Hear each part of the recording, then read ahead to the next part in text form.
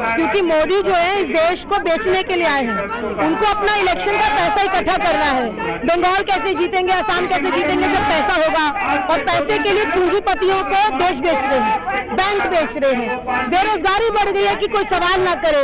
महिलाओं पे अत्याचार बढ़ गया, रोज हमारी बहन बेटियों के साथ रेप हो रहा है। 2 महीने की बेटी से लेकर 90 साल की औरत तक के साथ रेप हो जाता है। मुख्यमंत्री भी चुप रहते हैं, प्रधानमंत्री भी चुप रहते हैं। प्रधानमंत्री ने ये सोच लिया है कि मैं जब जाऊं तो मेरे साथ साथ ये देश भी खत्म हो जाए, लेकिन ये होने नहीं देंगे। आज इस देश के अंदर वो जनता मौजूद है जो इस देश को प्यार करती है। असली देशभक्ति उनके अंदर है जो देश के लिए जीना और मरना चाहते हैं। मोदी जी ने तो कोई खून बहाया नहीं, मोदी जी की पार्टी के लोगों ने खून बहाया नहीं, इसलिए वो देशभक्ति क्या होती है ये समझते नहीं है। यहाँ जो बैठे कांग्रेसी है ये उस लेगेसी से आते हैं जो देशभक्ति की रियल लेगेसी है, और उसी को बचाने के लिए लड़ रहे हैं। देखिए, बड़े दुर्भाग्य की बात है कि दिल्ली लगातार निशाना बनती है और भाजपा जो है उसको निशाने पे रखती है, लेकिन सच्चाई है कि एक कमजोर मुख्यमंत्री दिल्ली में बैठा है। वो इतना कमजोर है कि उसके रहते भाजपा पार्लियामेंट में बिल ले आती है और उनको पता भी नहीं होता। फिर कांग्रेस विरोध करती है तो केजरीवाल भी निकल जाते हैं विरोध करने के लिए। ये ऑप्टिक्स की पॉलिटिक्स है। जब सहूलियत है तो भाजपा के साथ मिलके चलो, जब सहूलियत नहीं है तो विरोध करो। कांग्रेस पार्टी आज सड़क पर इसलिए नहीं बैठी है कि दिल्ली के मुख्यमंत्री की ताकत कम हो रही है। ये आने वाले सभी मुख्यमंत्रियों की लड़ाई है, इसीलिए तो सड़क पर है, क्योंकि जो सरकार में बैठे हैं वो अपना काम नहीं कर रहे हैं। ऊपर भी पूर्ण बहुमत है, नीचे भी पूर्ण बहुमत है। ऐसा कैसे हो जाएगा कि दिल्ली की मुख्यमंत्री चाहे और सड़कों पर आए, किसानों की तरह आंदोलन करे तो बिल वापस नहीं होंगे? ऐसे एक बार सिर्फ स्टेज लगा देने से क्या ये बिल वापस हो जाएगा? भाजपा की नियत और केजरीवाल की नियत साफ है, इनको दिल्ली की ताकत को कम करना है। अगर ये कमजोर मुख्यमंत्री नहीं होता तो ये कभी होता ही नहीं। अगर शीला दीक्षित होती तो ये कभी होता क्या? कभी नहीं होता। भाजपा को शीला दीक्षित करने ही नहीं देती। देखिए, भाजपा तो गुस्सा निकाल रही है दिल्ली की जनता से, क्योंकि समय समय पर भाजपा को दिल्ली की जनता ने जवाब दिया है, हराकर जवाब दिया है, अभी उपचुनाव में भी जवाब दिया है।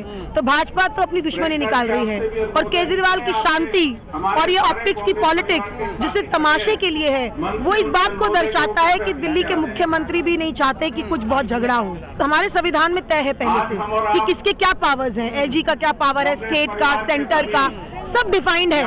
पर उन पावर्स को डाइल्यूट क्यों करना, उन पावर्स को कंट्रोल रिमोट पे क्यों लेकर आना? जब चल रहा है हमें दिल्ली को और ताकत देनी चाहिए। केजरीवाल और भाजपा के मैनिफेस्टो में है कि पूर्ण राज्य देंगे दिल्ली को। पूर्ण राज्य तो छोड़ दीजिए, जो ताकतें थोड़ी बहुत बची हुई हैं वो भी छीन रहे हैं। तो ये क्यों हो रहा है? क्योंकि मुख्यमंत्री कमजोर है, मुख्यमंत्री असहाय है। अगर नहीं चलती तुमसे और तुम्हारी नहीं सुनती भाजपा, और तुम अपने हक की और दिल्ली की जनता की लड़ाई नहीं लड़ सकते, तो गद्दी छोड़ो। पहली बार हो रहा है कि अब उनके धरने का कोई असर नहीं होता। एक 2014 और 12 भी था जब उनके धरने के असर होते थे, क्योंकि तब भाजपा के साथ रहकर धरने किए जाते थे, आरएसएस उनके पीछे थी। आज वही धरने होते हैं, लेकिन आरएसएस और भाजपा सुनती नहीं है। क्यों नहीं सुनती? क्योंकि सब तालमेल है कि कितना सुनना है, कितना नहीं सुनना है, कितनी बात माननी है, कितनी नहीं माननी है। ये दोनों दिल्ली की जनता को कमजोर कर रहे हैं। मैं एक उदाहरण देती हूँ। पुडुचेरी में हमारे मुख्यमंत्री थे नारायण स्वामी, किरण बेदी जी ने कोई कसर नहीं छोड़ी हमारे मुख्यमंत्री को तंग करने में, उनसे ताकतें छीनने में, लेकिन हमारे मुख्यमंत्री डरे नहीं, उनके खिलाफ लड़ते रहे। और आज भाजपा को किरण बेदी वापस बुलानी पड़ी। लेकिन आज क्या है दिल्ली के अंदर? क्या केजरीवाल में इतना भी दम नहीं है कि एलजी को वापस घर भेज दे?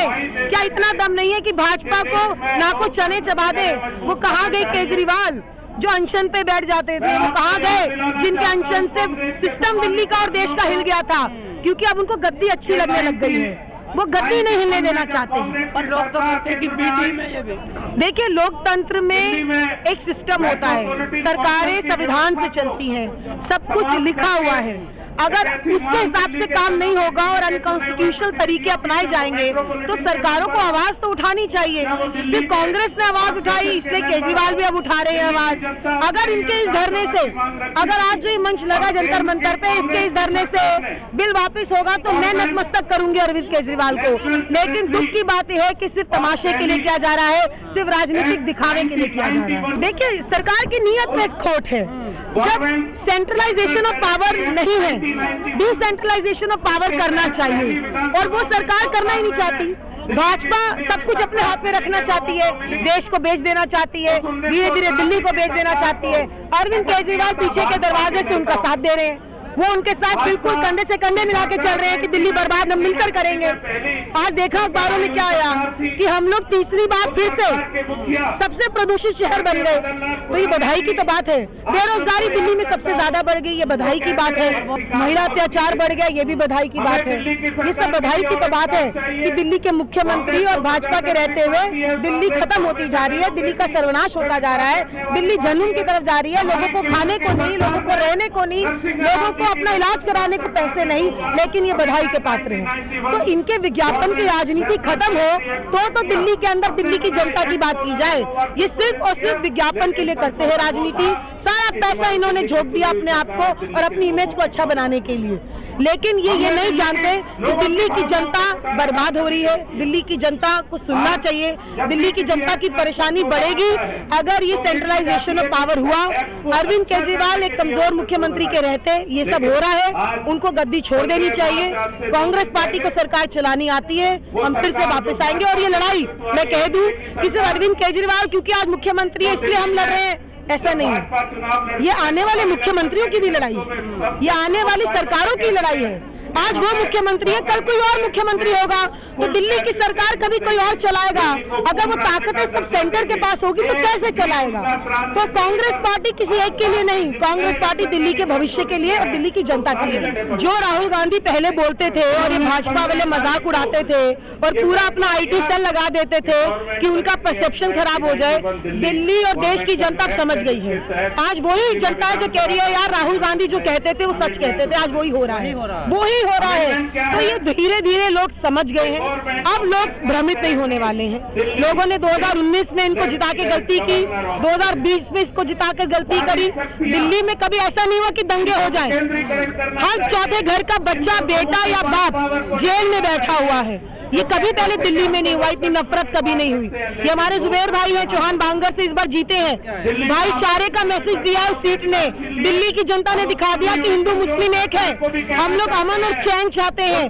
हम तुम्हारे 200 यूनिट के फ्री होने से दिल्ली की जनता खत्म कर देंगे, ऐसा नहीं होने देंगे। विनाश काल विपरीत बुद्धि जो सरकार के निर्णय हैं, चाहे वो बैंकों को प्राइवेटाइज करने की बात हो, चाहे बेरोजगारी की दर लगातार इस देश में बढ़ती जा रही है, जो छात्र हैं डिग्री लेकर बैठे हैं पर नौकरी नहीं है।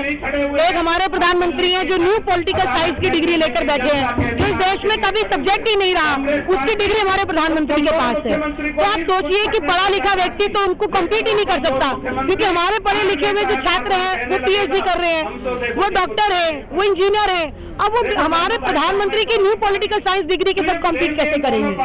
तो ये जो धोखा लगातार देश को दिया जा रहा है, देश अब इस धोखे में नहीं आएगा। किसानों को बदनाम करने की कोशिश की, हमारे देश के अल्पसंख्यकों को बदनाम करने की कोशिश की गई, भाईचारा खत्म करने की कोशिश की गई। आपने नोटबंदी कर दी, आपने घरबंदी कर दी, आपने देश को बर्बाद कर दिया है। आज देश ऐसी स्थिति में है कि एक वक्त का निवाला भी कितने परिवार नहीं खा पाते हैं। ये दुख और पीड़ा का विषय है। इस बार जब भी मौका मिलेगा दिखाएगी दिल्ली की जनता कि केजरीवाल तुम्हारी जगह कहाँ है और भाजपा तुम्हारी जगह कहाँ है, क्योंकि लोग अब तंग आ चुके हैं।